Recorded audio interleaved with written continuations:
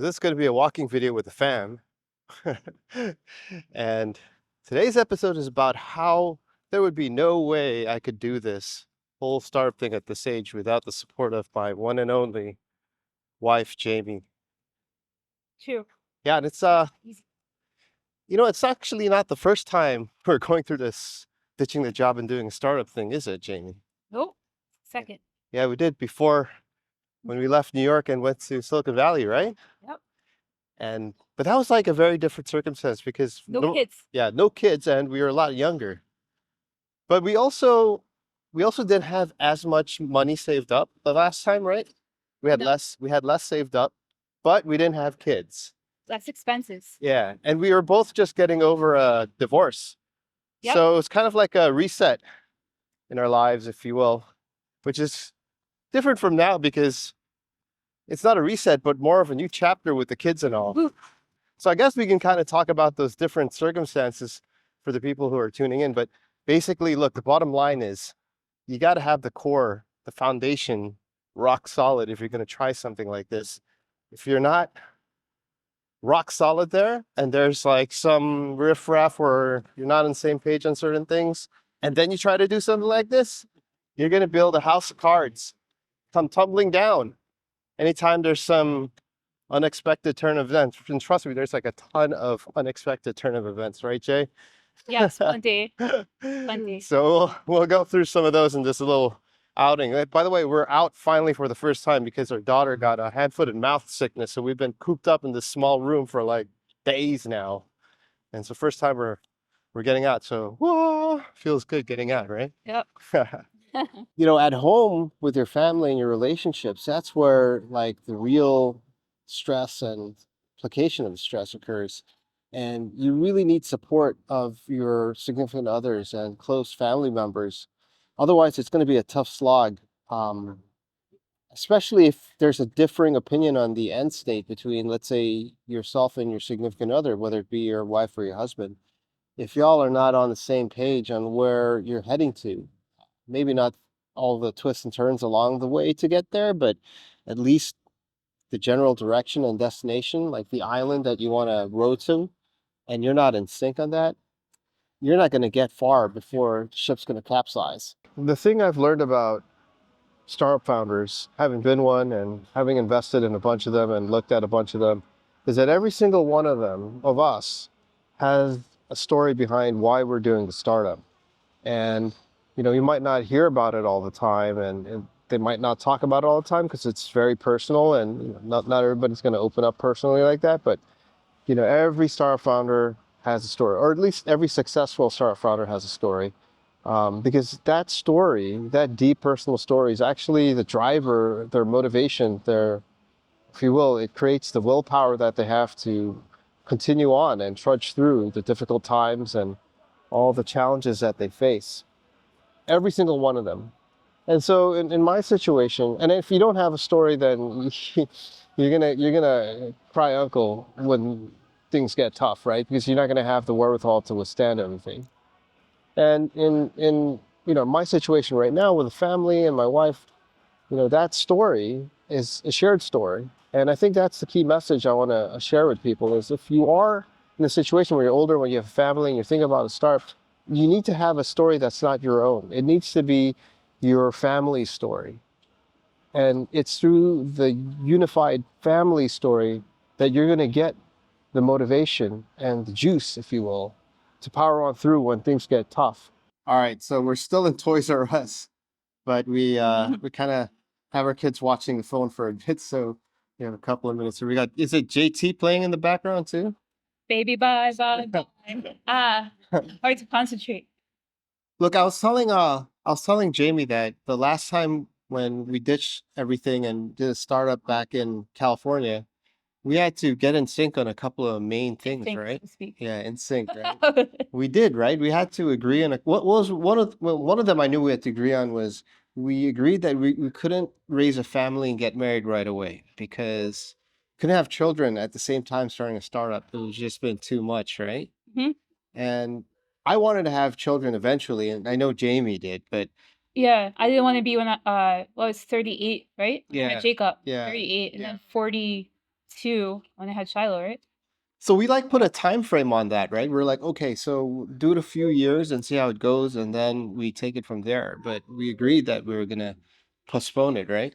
Yeah, but you got lost in what you were doing with the startup back Yeah, in the valley. I did. Well, We were living separate lives. Like, we're kind of living separate lives now. yeah. Way. Well, we'll get to the current setup, but back then, yeah, you know, you even though you have a plan, it doesn't always work out exactly the way you want it. And yeah, I did get lost. I was spending way too much time on it. I mean, literally like 24/7. I was putting up all-nighters multiple days in a row. That's when I was doing promotional modeling, going to bars, and Yeah, not very like yeah, proud of that. yeah. Getting people to buy some alcohol. Yeah. So even though we did have like a plan and we were in agreement on what that plan was, it was still hard to execute it. So imagine if you weren't on the same page with somebody and you try to do it. I mean, it would just be crazy difficult, like crazy difficult. The other thing that Jamie and I had to get in sync on also was what the whole point of the startup was, why we were doing it, like why I was doing it, and why she would tag along and support me while I was doing it. And it wasn't really to become rich or become famous. It was to help people. Giving the rights back to the people. Right. Privacy and data, yes. Right. And the whole thing we're trying to do was stop the big tech companies from taking all your data and selling it. And that was something we both agreed, it had meaning and that we wanted to devote ourselves to that cause and work with the co-founder I was working with, David, on trying to make a dent in that. And we did, right? We ended up making some promotion. Yes, you did. But then you got kicked off of Yeah, then we got banned by Apple. Because you were making a commotion. Because there was a moment. So that's something we can save for another episode. But that was the other thing we had to get clearly on sync. It's like, what was the purpose and why were we even doing the thing, right? So this time around, starting from Singapore, we had to make a couple of really key decisions and get in sync with them, right? And some of them were difficult. The first one being that we're going to live kind of separately half the time. Like we are living separately, not kind of. Yeah, we are, right? So I spend around half my time here in Singapore and travel to Bali. And my wife and my kids are kind of in Bali now. And we started this about a little over a year ago and trying to see how that works out. Sometimes it goes by like a month at a time. Yeah. So there are some long stretches. But that was one of the key things we needed to agree on, right? That we were going to try it out at least and see how it goes, and that Bali would be the place of all the places. And why'd we end up with Bali again? Because it's only about 2 hours away on plane and like easy access. Also, I like the education, the school in the roof for our children. Yeah. But at the same time, it's not what I expected. Yeah, I think that's another episode. We have many episodes. Yeah, but it's not far. It is a spiritual center. That is true. It is, but it's losing its touch. Well, the people there, but the place itself, it is a spiritual center, just like I would say Sedona, Arizona, and it is one of those places. And there are a lot of there's a lot of support there for that kind of spirituality.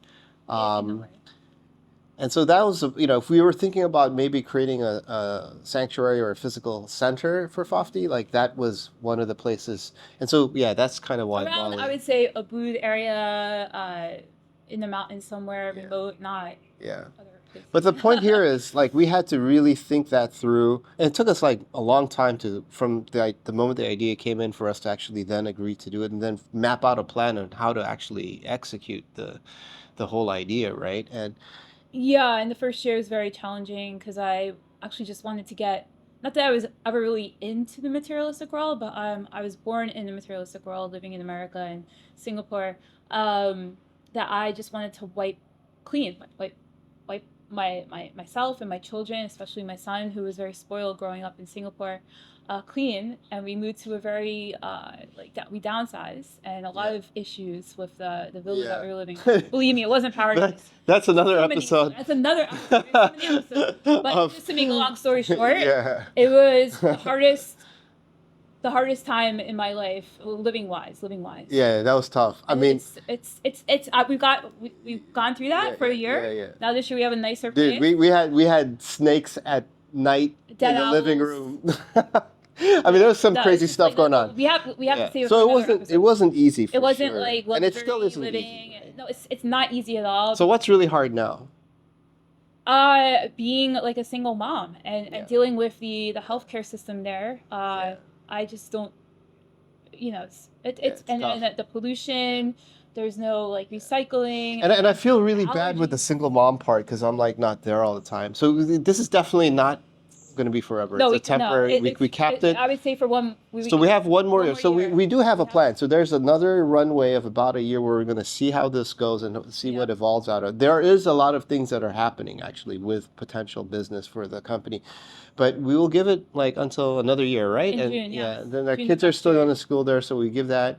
And I tell you, the school thing is a big benefit because at their age, it's more important to be out in nature and play with kids outside of buildings and TV screens all the time. And that's one of the big benefits of sending them to school at a young age here because you can't these formative years you can't redo once you grow older, and they're not like learning differential equations and calculus now, so you don't really need like super smart teachers like to teach 1 plus 1 and stuff like that.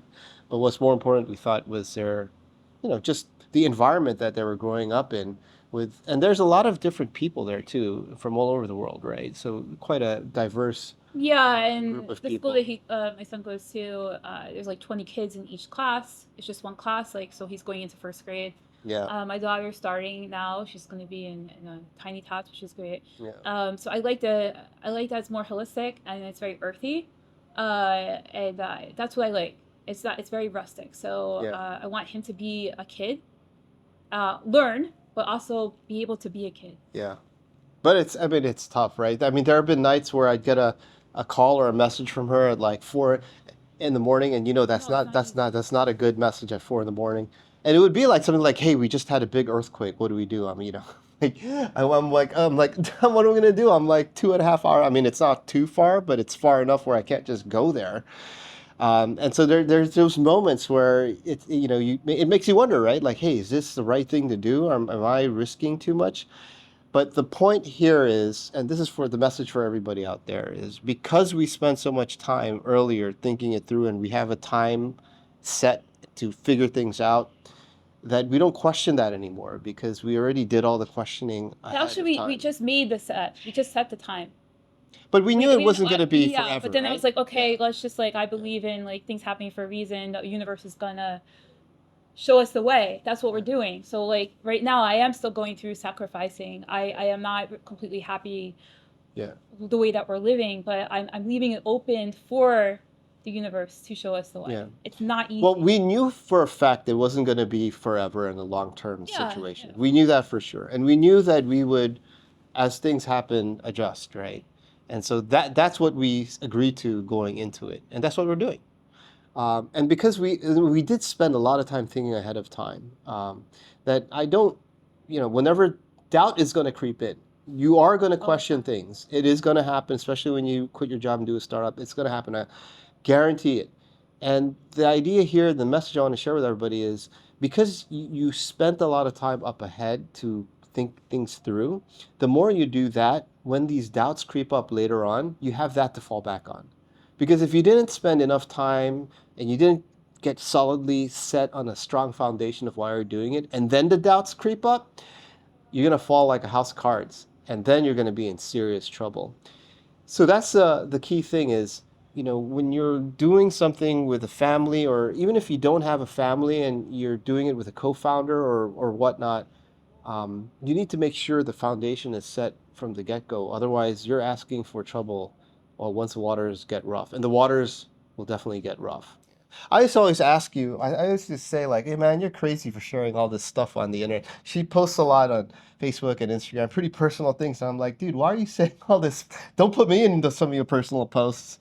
And I used to give you a lot of crap about it. But, you told me that the reason you do it is so that there may be people who It's not easy. can benefit by learning about your experiences so that when they go through it, they can learn too. And I was like, yeah, okay, whatever, right? But That yeah, that they're not going through it by themselves because I always felt like I was going through things yeah, and I had no support system.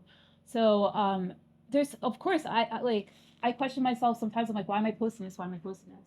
and I don't want to post it, to be honest with you, but I'm led to do.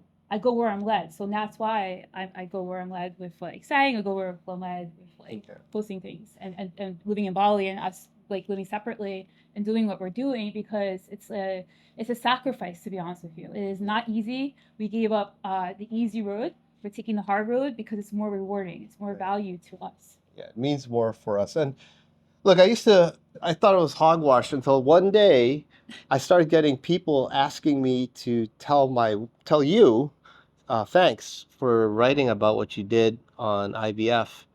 And that's when it hit me. I was like, oh my God, these people, they don't know Jamie. So their next best thing is to contact me to tell Jamie thank you.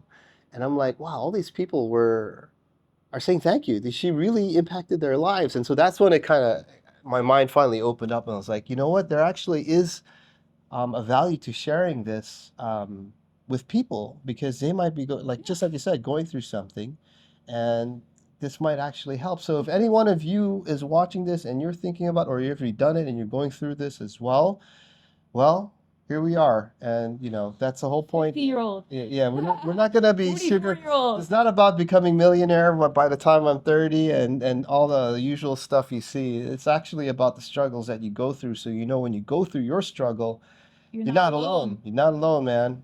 Not alone at all. Yeah, so we're gonna end this episode on that note. We're gonna be heading back to Bali in a couple of days. So see you from there. Peace.